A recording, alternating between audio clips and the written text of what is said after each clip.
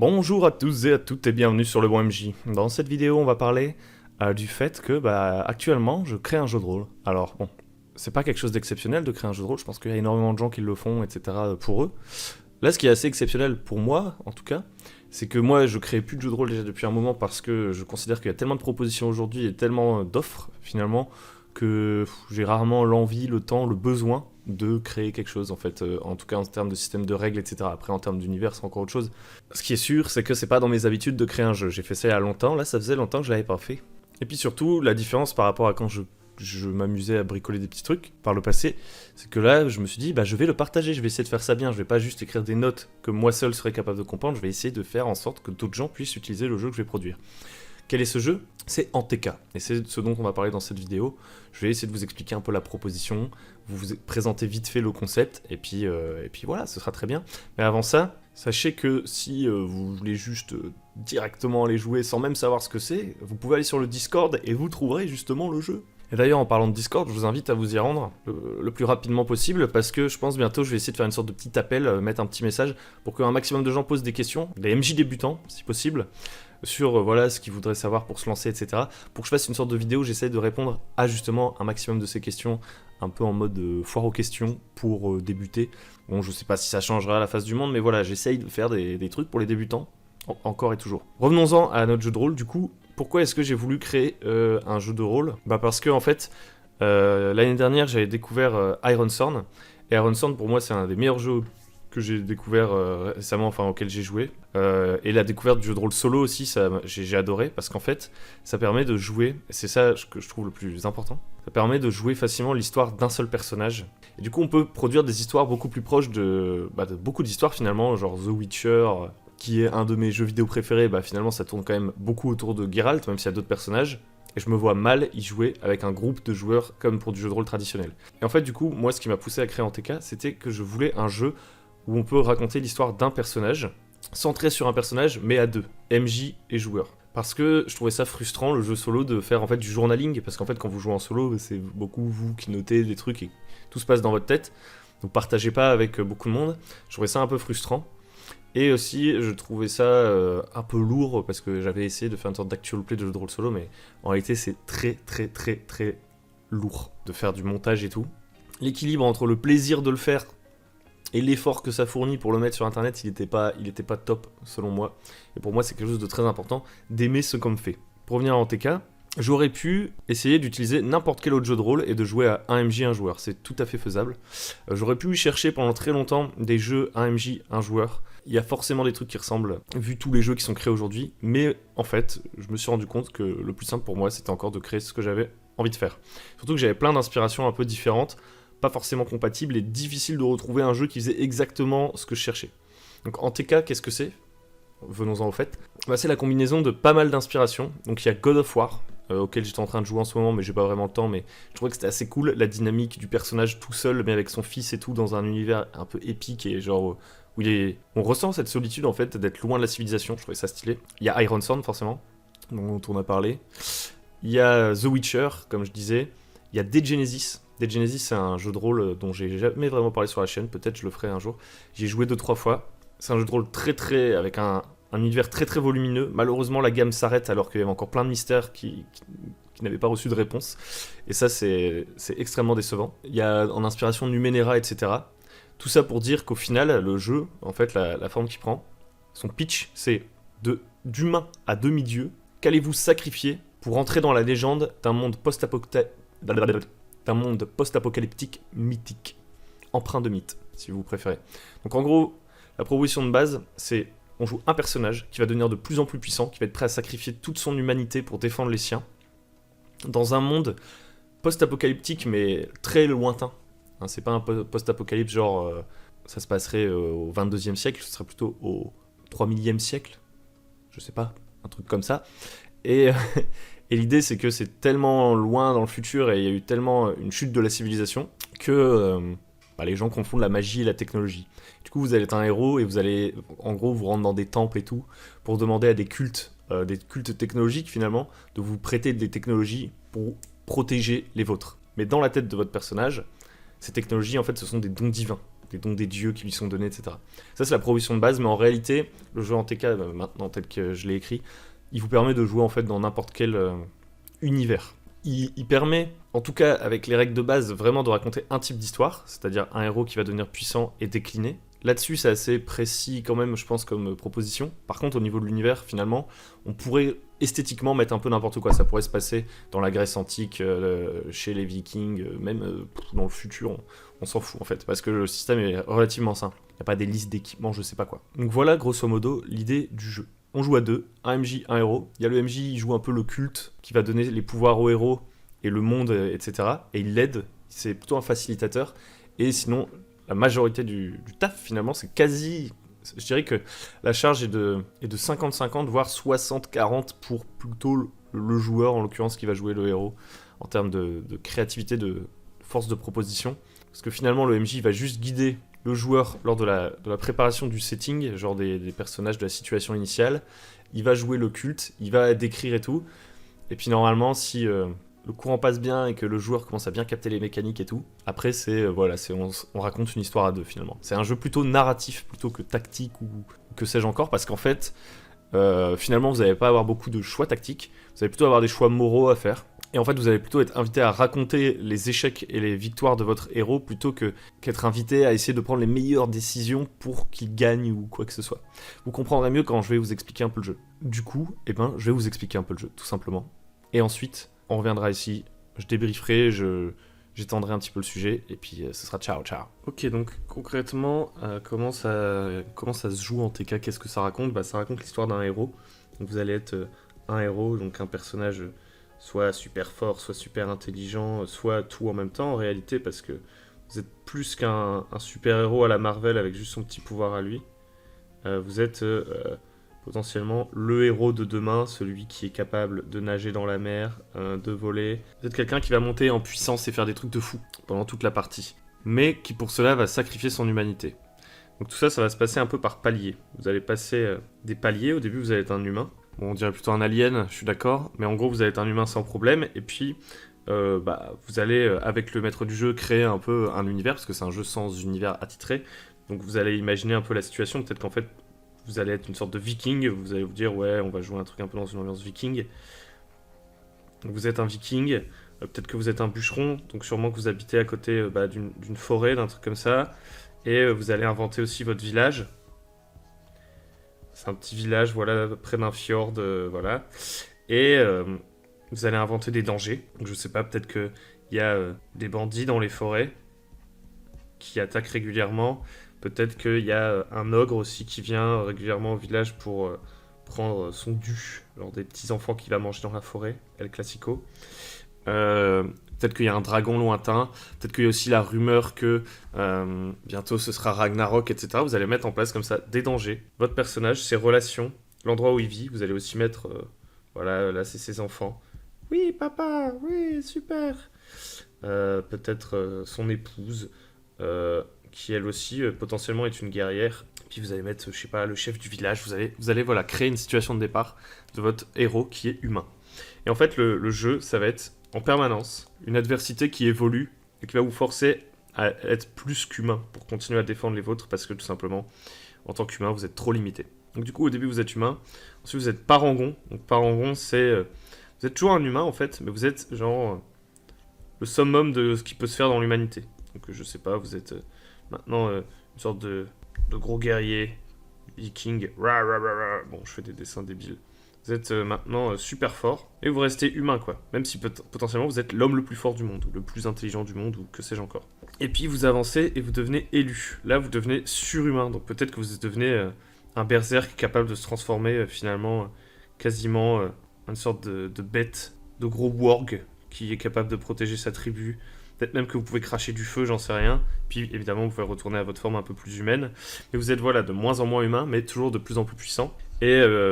puis peut-être que finalement, vous allez atteindre demi-dieu, qui est le dernier palier du jeu. Et là, je sais pas. En vrai, vous êtes quasi omnipotent. Vous êtes ultra fort. Donc ça, c'est un peu la progression du personnage en TK. Donc ça, c'était pour le côté d'humain à demi-dieu. Je le note quelque part. Humain parangon, élu demi-dieu. Maintenant, comment est-ce que votre personnage il acquiert ses pouvoirs? Bah, dans TK, on part du principe que votre personnage, pour devenir plus puissant, il doit aller voir le culte.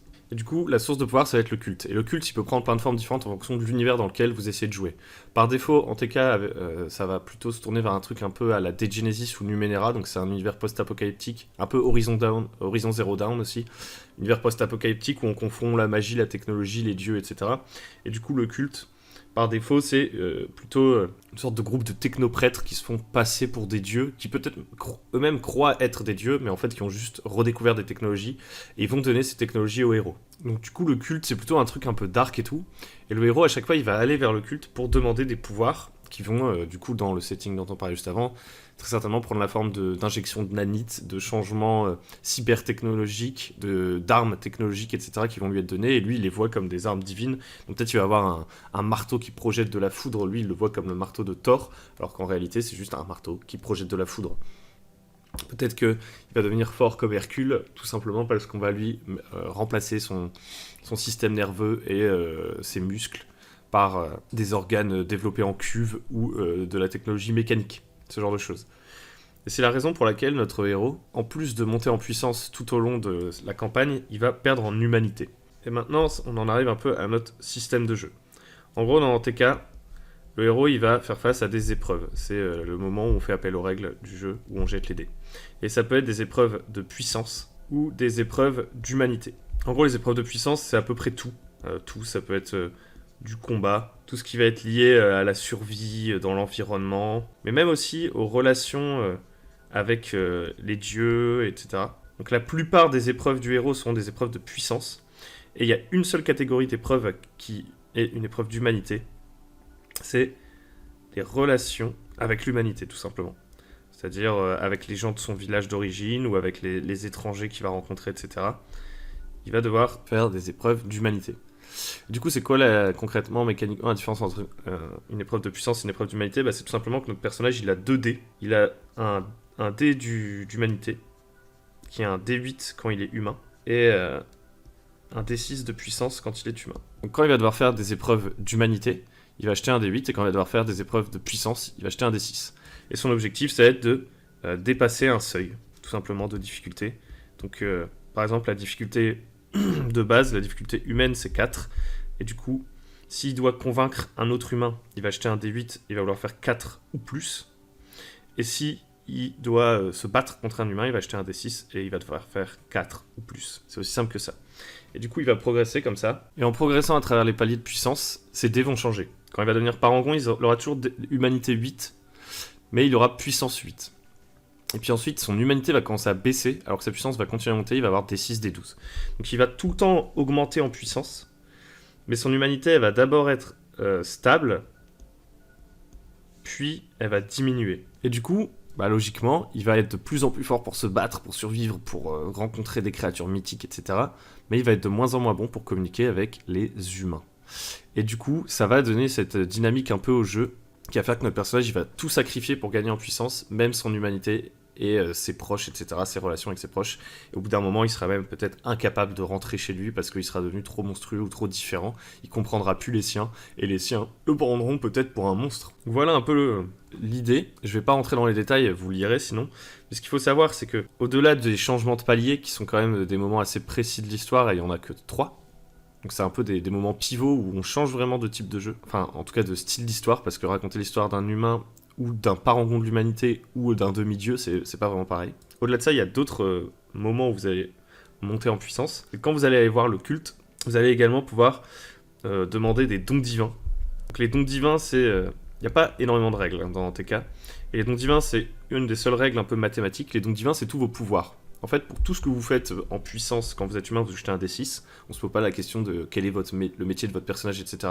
Parce que c'est tellement insignifiant sur l'échelle de puissance que c'est pas considéré mécaniquement. C'est plus esthétique. Alors que les dons divins, ça a une conséquence mécanique. Si par exemple votre personnage, il est allé voir le culte et il a demandé à ce qu'on, on l'entraîne au tir à l'arc. Voilà.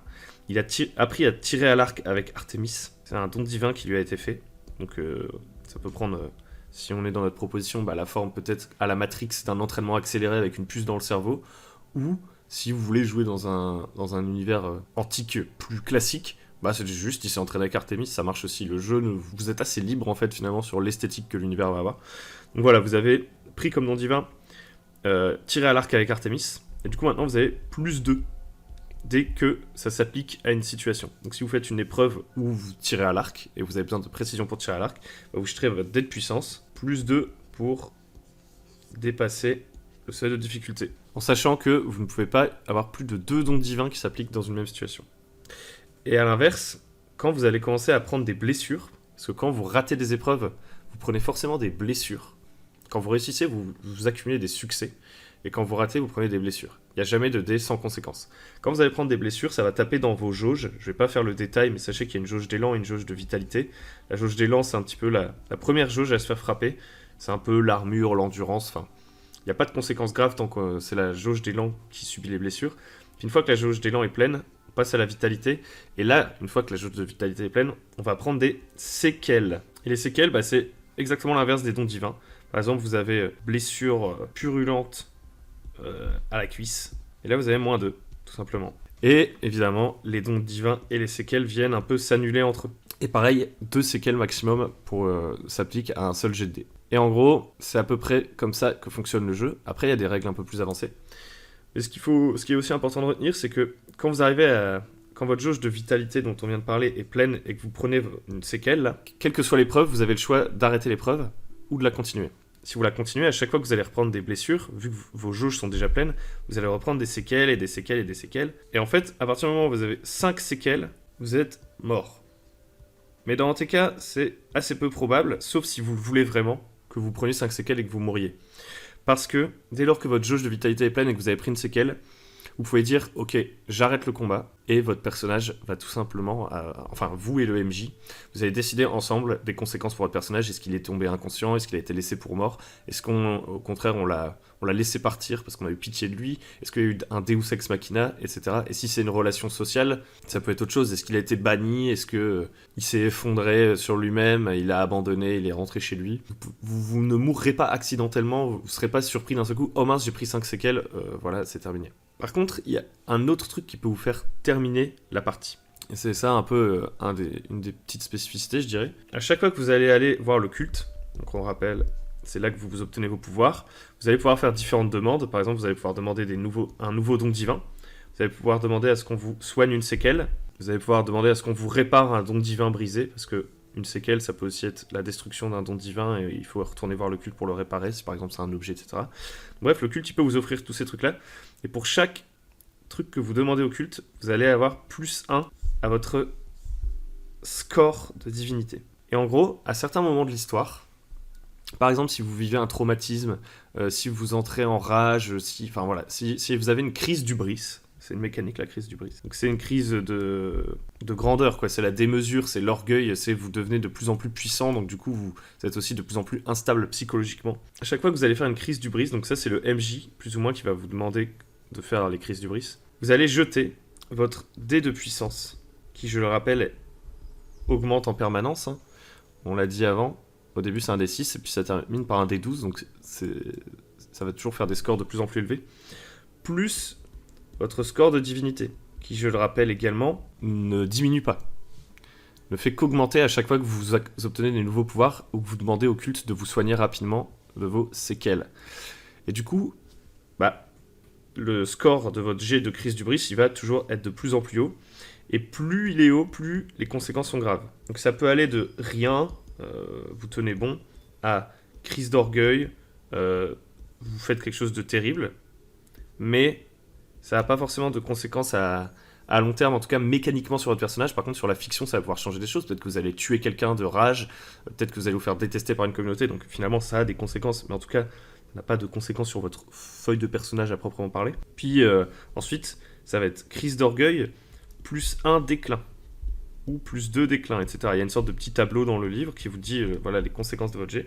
Plus il est élevé, plus c'est catastrophique. Et en fait, le déclin, c'est un compteur de points. Une fois que vous avez atteint 5 points de déclin pendant votre partie, c'est la fin de l'histoire. Et là, c'est à vous de décider comment se termine l'histoire de votre personnage. Soit par un dernier acte de cruauté terrible, soit il va se retirer du monde, soit il est devenu tellement orgueilleux qu'il fuit l'humanité et il disparaît. Enfin, en gros, vous allez devoir raconter la fin de l'histoire de votre personnage. Donc du coup, il y a 2 conditions de fin. C'est quand vous avez 5 séquelles, mais on le rappelle, ça arrive jamais par accident, donc c'est plutôt si vous décidez de vous sacrifier dans un ultime combat. Soit c'est parce que vous avez fait trop de crises d'hubris, parce que vous êtes devenu trop puissant. Donc voilà un peu pour le jeu. Il y a d'autres règles supplémentaires qui sont détaillées dans le bouquin.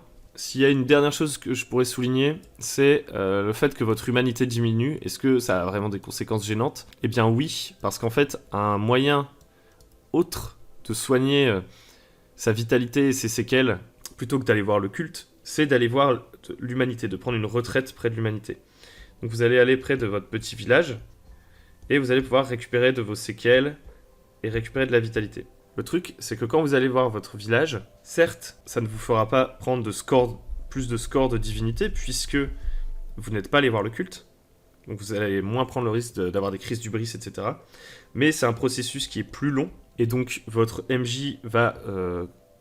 dans les conseils au MJ du bouquin, on vous explique bien que le MJ doit toujours augmenter le danger. Donc se reposer pendant longtemps sans monter en puissance, ça peut être risqué. Peut-être qu'il vaut mieux aller voir le culte pour avoir de nouveaux dons divins et monter de palier, devenir élu, demi-dieu, etc. pour pouvoir vaincre ses ennemis. Parce qu'en gros, rester avec l'humanité, ça ne vous permettra jamais de monter en puissance, ça permettra juste de soigner vos blessures, donc de ne pas diminuer en puissance finalement. Et comme c'est long, vos ennemis deviennent plus forts pendant ce temps-là, et puis plus vous allez monter en puissance, plus votre humanité va diminuer, et plus ça va être difficile de vous rendre chez les humains, parce que à chaque fois que vous allez retourner dans votre village, vous allez devoir faire des épreuves d'humanité un peu pour voir si le chef du village vous accepte, si vos relations ont évolué, etc. entre-temps, si les gens sont toujours prêts à ce que vous veniez chez eux alors que vous devenez visiblement un monstre. Ils vont avoir, au début, ils vont le laisser revenir parce que finalement vous êtes un héros, puis ensuite ils vont avoir de plus en plus le cul entre deux chaises, parce que même si vous les protégez, vous commencez à devenir vraiment étrange, même votre famille va trouver que vous êtes changé, que vous êtes devenu quelque chose de différent finalement. Donc voilà un peu pour les mécaniques du jeu. En très très bref, on est plutôt sur la logique du jeu. J'espère que c'était agréable comme explication, que c'était un peu plus visuel que la lecture. Si vous voulez aller plus loin, tester le jeu et tout, bah, vous retrouvez le détail vraiment de tout ça dans le PDF. Il y a actuellement 43 pages de règles, de conseils pour lancer la partie, etc. etc. Du coup, on se retrouve juste après débriefer un petit peu. Donc maintenant que je vous ai expliqué le jeu, grosso modo, vous devriez voir ce que en TK ça raconte. Là, je vais vous montrer vite fait à côté de moi la feuille de personnage, donc vous voyez qu'elle est extrêmement simple. Tout en haut, vous avez un endroit où vous pouvez écrire un peu librement des trucs pour décrire votre personnage qui n'auront pas nécessairement d'impact mécanique, mais qui auront un impact sur la fiction. Vu que c'est un jeu narratif, finalement, tout ce que vous écrivez est censé avoir un impact quand même. Mais ça va pas changer vos jets de dés, etc. Ensuite, vous avez un gros espace pour écrire vos dons divins. Vraiment, vous pouvez les détailler, genre faire des longues phrases, genre je me suis entraîné au tir à l'arc avec Artémis en haut de la montagne du destin et elle m'a donné l'arc à Pouli, je sais pas quoi. Vous avez la place pour l'écrire. Et puis, la place aussi pour barrer, modifier, parce que vos dons divins vont sûrement évoluer. Si par exemple il y a un artefact qui est brisé, etc., plutôt que de le gommer, vous êtes plutôt invité à le barrer, comme ça quand votre partie sera terminée, vous verrez sur la feuille toutes les notes que vous aviez prises, et ça vous permettra de vous rappeler de toute l'histoire. Donc vous avez une grande place pour les dons divins, vous avez une grande place pour décrire vos séquelles, vous avez des petits compteurs pour les jauges de séquelles, de déclin, etc. Vous avez 2 espaces pour mettre vos dés de puissance et vos dés d'humanité. Vous pouvez même, si vous jouez en physique, poser les dés dans ces espaces. Normalement, je pense... Sur une feuille A4, ça devrait être assez grand pour poser les dés. Ensuite, à droite, vous avez vos jauges d'élan et de vitalité. Là, j'avais une idée, c'était de poser des petites pièces dessus. À mon avis, c'est trop petit, donc il faudrait vraiment des pièces, des centimes, pour venir fermer les yeux. Parce que comme vous pouvez voir, les petites cases sont en forme d'yeux. C'est fait exprès. Pour faire un peu genre en mode Game of Thrones, je cache les yeux. Ensuite, en bas, vous avez une zone pour les fardeaux. Fardeau, c'est déjà une règle un peu plus avancée que vous verrez si vous lisez le bouquin. C'est des objets spéciaux. Et puis voilà, je pense, je la trouve plutôt sympa cette feuille de personnage, vous me direz ce que vous en pensez. Maintenant, si vous voulez vous rendre sur le Discord pour vraiment lire le bouquin et tout, et essayer d'y jouer, parce que moi, ce qui me ferait vachement plaisir, c'est d'avoir des retours de gens qui maîtrisent le jeu pour voir si c'est facile, à partir du texte que j'ai écrit, de le maîtriser. Parce que moi, pour l'instant, j'ai fait quelques tests. Évidemment, c'est beaucoup plus simple pour moi, parce qu'en fait, je sais dans ma tête ce que je veux faire. Donc même si mon texte est potentiellement mal écrit, je devrais réussir à m'en sortir. Donc moi, ce qui m'intéresse, c'est d'avoir des retours de gens qui partent seulement du texte et qui essaient de jouer, voir si ça marche. Donc si ça vous intéresse, allez-y. Dans le PDF, vous trouverez tout le détail de ce dont on a déjà parlé, genre vraiment bien expliquer les règles et tout et tout. Et vous trouverez aussi des règles avancées et beaucoup de conseils au MJ pour relancer la pression, interpréter le culte, etc. Parce que c'est un des éléments importants du jeu, c'est de toujours remettre la pression sur le héros, sinon le jeu ne fonctionne pas très bien. Et puis il y a aussi quelques hacks Genre comment changer les règles pour jouer des histoires différentes de la proposition initiale qui est plutôt une proposition un peu mythique, avec des termes comme don divin, etc. Et là, vous aurez dans la partie hack des règles potentiellement pour plutôt d'avoir un culte qui vous donne, qui vous manipule et qui vous donne des pouvoirs, avoir par exemple une marque maudite, un peu comme dans Princesse Mononoke, qui s'étend sur votre corps et dans laquelle vous allez pouvoir chercher la puissance. Vous avez des règles un peu alternatives pour, plutôt que de servir à un culte un peu maléfique, servir à une confrérie, une guilde, un groupe de mercenaires par exemple. Plutôt dans une ambiance Berserk ou The Witcher, oh yeah, The Witcher. Après, vous avez aussi une proposition voilà, pour jouer dans des corpos. Genre un truc cyberpunk, et aussi un exemple de comment on pourrait jouer un peu un Robin des Bois. Tout ça, c'est des sortes de tests, enfin, c'est des idées qui me sont venues, parce que je me dis que finalement, le système est assez simple à tordre pour faire des propositions différentes, mais ça risque quand même de pas mal perturber le jeu. Mais voilà, c'est des trucs qui peuvent être testés aussi. Moi, j'ai pas testé. J'ai écrit comme je pense que je ferais si je faisais. Je vous invite à aller lire. Je vous remercie pour votre temps, pour m'avoir écouté, donc allez sur le Discord, si vous voulez lire. Allez sur le Discord pour poser vos questions si vous êtes MJ débutant et que vous voulez que je réponde à vos questions dans une future vidéo. Au programme des prochaines vidéos, il y aura certainement, on va essayer de rattraper la table ronde qui avait échoué. Et je pense aussi que je vais vous parler de jeux très très cool. Certains auxquels j'ai déjà joué, certains auxquels j'ai envie de jouer. C'est des jeux, à chaque fois, c'est des productions françaises. Donc il y aura 2-3 vidéos comme ça de présentation de jeux. Je vous spoil pas, vous verrez le moment venu. Et voilà, c'est des jeux que je trouve très très bien pour débuter, qui sont qui sont simples et qui permettent de faire beaucoup de choses à mon avis. Donc j'ai hâte de vous en parler, de faire un petit feuilletage. C'est tout pour moi. Si la vidéo vous a plu, n'hésitez pas à liker, à vous abonner. Vous pouvez aussi partager la vidéo si vous en avez envie. Vous pouvez commenter, me faire des retours sur cette vidéo dans les commentaires, sur Discord. Et puis voilà. Ensuite, je vous dis bonne journée, bon jeu. Merci de m'avoir écouté jusque-là. Ciao, ciao!